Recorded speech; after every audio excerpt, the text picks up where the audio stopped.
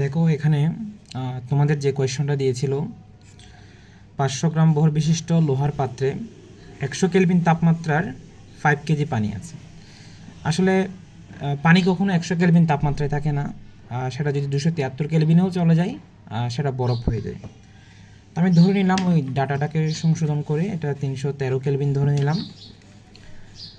সেক্ষেত্রে 5 কেজি পানি আছে, উক্ত পানি 400 কেলভিন তাপমাত্রার উক্ত পানিতে 400 কেলভিন তাপমাত্রার 2 কেজি বরফের 2 কেজি ভরের লোহার টুকরা ফেলে দিলে মিশ্রণের তাপমাত্রা কত হবে? এ হচ্ছে আমার কোয়েশ্চন। প্রকৃতকে ব্যাপারটা কি একটু দেখো তোমরা। মনে করো একটা পাত্র আছে, আমার পাত্রটা হচ্ছে কিসের? লোহার। ঠিক আছে, এই লোহার পাত্রে কিছু পানি রাখছে, ওই পানিগুলোর তাপমাত্রা কত বলছে? 313 কেলভিন বলছে। এখন এই পাত্রের সাথে লাগানো অবস্থায় পানিগুলো আছে, তাহলে আমরা ধরে নিতে পারি কি?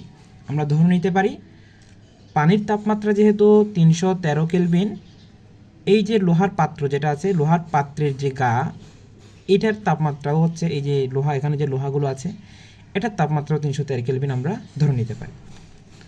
এখন এখানে যদি তুমি একটা লোহার টুকরা 400 কেলভিন তাপমাত্রার একটা লোহার টুকরা ফেলো, লোহার টুকরার যে তাপমাত্রা সেটা কিন্তু বেশি, 400 কেলভিন। তাহলে আমরা ক্যালোরিমিটারে কী পড়ছি? যে তাপমাত্রা যার বেশি সে তাপ বর্জন করবে, যার তাপমাত্রা কম সে তাপ গ্রহণ করবে। ঠিক আছে, তো এখন দেখো জিজ্ঞেস করছে মানে এই যে তুমি এখানে যখন লোহার টুকরাটা ফেলবা তখন সে তাপ বর্জন করবে, আর ওই যে পানি এবং এই যে পানি সংলগ্ন যে পাত্র, লোহার পাত্র, সে কী করবে? সে তাপ গ্রহণ করবে। তাহলে গ্রহণ করার পর দিন শেষে মানে কিছুক্ষণ পরে সবাই একই তাপমাত্রায় চলে আসবে, সেটা হচ্ছে আমার চূড়ান্ত তাপমাত্রা। সেই তাপমাত্রাটাকে আমি টি ধরলাম।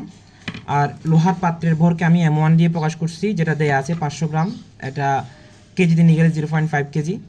লোহার আপেক্ষিক তাপ 450 joule per KG per kelvin. পানির ভর MW দিয়ে প্রকাশ করছি, এটা 5 কেজি, এটা প্রশ্নে দেওয়া আছে। পানির আপেক্ষিক তাপ প্রশ্নে দেওয়া থাকতে পারে, মুখস্থ করতে পারো, SW দিয়ে প্রকাশ করলাম। আর যেটা লোহার টুকরা তুমি ফেলবা তার ভরকে আমি M2 দিয়ে প্রকাশ করছি। তো ক্যালোরিমিটার থেকে আমি কি লিখতে পারি? ক্যালোরিমিটার থেকে লিখতে পারি হচ্ছে বর্জিত তাপ, গৃহীত তাপ। এখন বর্জিত তাপের এবং গৃহীত তাপের সূত্র হচ্ছে কি? MS delta. বর্জিত তাপ কে বর্জন করতেছে? লোহা বর্জন করতেছে, তাহলে M এর জায়গা হচ্ছে লোহার ভর, S এর জায়গা হচ্ছে লোহার আপেক্ষিক তাপ, ডেলটির জায়গা হচ্ছে তাপমাত্রা, তাপমাত্রার পরিবর্তন। দেখো লোহার ভর M2 বসাইছি, তার আপেক্ষিক তাপ SI বসাইছি, ডেলটি মানে হচ্ছে তাপমাত্রার পরিবর্তন। এখন কত তাপমাত্রার পরিবর্তন? লোহার তাপমাত্রা কি কমে গেছিল না স্যার?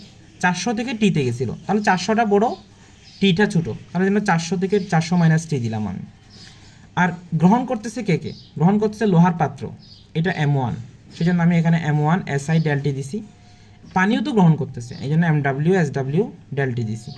তাহলে এখানে দেখো M1 মানে হচ্ছে ওই লোহার পাত্রের যে লোহা তার ভর, SI মানে ওই লোহার আপেক্ষিক তাপ। আচ্ছা, লোহা এবং পানির ওই যে পাত্রের যে লোহা এবং পানি, সেটা 313 থেকে বেড়ে টি হয়েছে যে, তাহলে টিটা কিন্তু এখানে বড়, সেজন্য আমি কী করলাম? টি মাইনাস 313 দিলাম।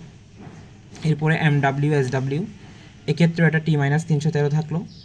তাহলে এখন এখানে কি করতে পারি? আমি গুণ করে দিলাম জাস্ট, এই দেখো এই পাশটা পুরোটা এখানে লিখছি, আর ওই পাশটা এদিকে লিখছি আমি। তাহলে দেখো এখানে M1 SIT এখানে লিখলাম, minus M1 SI 313 plus MW SWT minus MW SW 313, এভাবে থাকলো। আর এদিকে M2 SI 400 minus M2 SIT, এভাবে করে আমি এটা লিখলাম। ঠিক আছে, এখন এরপরে কী হলো স্যার? এরপরে যাদের মধ্যে টি আছে সবগুলোকে এক পাশে নিয়ে আসছে। দেখো এটার মধ্যে টি আছে, এটার মধ্যে টি আছে, এটার মধ্যে টি আছে, তাহলে দুইটা তো আগে অলরেডি এখানে প্লাস হিসেবে আছে, এটা ওই পাশে চলে আসলে এটা কী হয়ে যাবে স্যার? প্লাস হয়ে যাবে। তো বাকি সবগুলোকে আমি ওই পাশে নিয়ে গেছি। ঠিক আছে, এখন এখানেও টি আছে, এখানেও টি আছে, এখানেও টি আছে। ওই যে চূড়ান্ত তাপমাত্রা যেটা আমাকে বের করতে বলছিল, সেই টিটা কমন নিলাম। কমন নিলে কি থাকবে? M1 SI plus MW SW M2 SI, এই লাইনটা আমি এখানে কম করছি। টিটা কমন নিলে তো এরপর এটা গুণাকারে থাকবে, এটা ভাগ হয়ে নিচে চলে যাবে। এই পুরো জিনিসটা টি ছাড়া বাকি জিনিসটা এখানে ভাগ হয়ে নিচে চলে যাবে, আর ওই পাশটা এখানে থাকলো। তো এখানে 400 জায়গায় তো 400 থাকলো। আর M2 বলতে আমি কাকে বুঝিয়েছিলাম? ওই যে লোহার টুকরার ভর, সেখানে বসবে, এখানে টু বসে দিবা তুমি। আর এখানে M2 SI হবে, এটা M2 SI মানে হচ্ছে লোহার আপেক্ষিক তাপের জায়গায় তুমি 450 বসাইয়া ক্যালকুলেশন করে দিবা, ঠিক আছে? লোহার আপেক্ষিক তাপ বসে 450 বসে তুমি ক্যালকুলেশন করে দিবা। তারপরে 313 M1 জায়গায় ওই যে 0.5 বসাবা, SI এর জায়গায় 450 বসাবা। 313 এবং MW জায়গায় হচ্ছে তুমি তোমার পানির ভর হচ্ছে 5 কেজি এটা বসাবা, SW জায়গায় 4200 বসাবা। তো এগুলো সবগুলা বসাই, এখানেও সেমলি মানগুলা বসাইয়া তুমি যদি ক্যালকুলেশন করো, তুমি একটা তাপমাত্রা তুমি পেয়ে যাবে। এটা হচ্ছে তোমার কেলভিনের তাপমাত্রা, এটা হচ্ছে চূড়ান্ত তাপমাত্রা, ঠিক আছে? এখন তোমার পরীক্ষা হলে যদি 100 কেলভিন দেয়, তুমি টিচারকে বলবা হচ্ছে তোমার স্যার 100 কেলভিনে তো থাকা পসিবল না কখনো, কারণ 100 কেলভিনে কে থাকতে পারে? বরফ থাকতে পারে, পানি তো থাকতে পারে না। এটা 273 চেয়ে বড় কোনো কী হইতে হবে, মান হইতে হবে। এখন এটা তোমরা টিচার থেকে চেঞ্জ করে নিতে পারো, অথবা এই অবস্থায় এই সিস্টেমে তোমরা ম্যাথটা করে দিতে পারো। ওকে।